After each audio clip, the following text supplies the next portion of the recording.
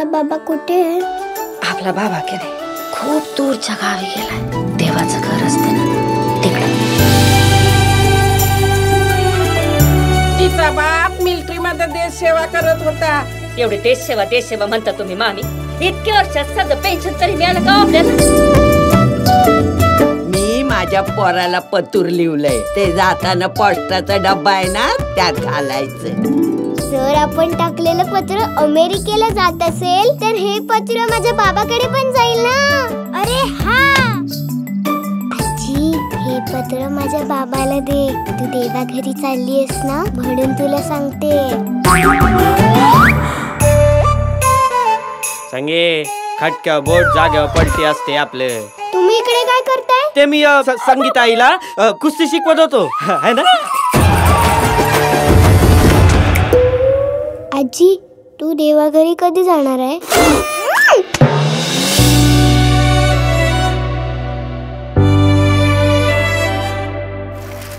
आई, देवा घरी गेलेली माणसं परत येत नाही का? मला माफ करा, मी तुमच्या पेन्शनचं काम नाही करू शकलो. तुम्ही माझ्या भावासारखे. कळत नाही का तुम्हाला एकदा सांगून?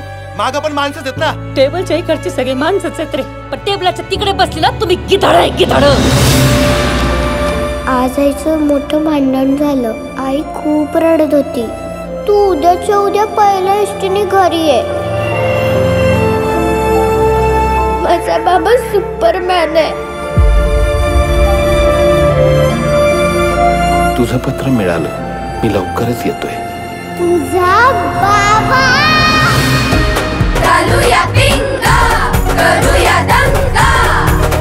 झाली जादू की येते मजा. देऊन टक्कर, झाला मी चक्कर. साऱ्या गावाला सांगू चला चला चला. तो माझा सुपरमॅन, हो तो माझा सुपरमॅन, हो तो माझा सुपरमॅन, तो माझा सुपरमॅन. आपल्यावर प्रेम करणारी माणसं आजूबाजूलाच असतात. फक्त आपल्याला त्यांच्याकडे पाहता यायला हवं.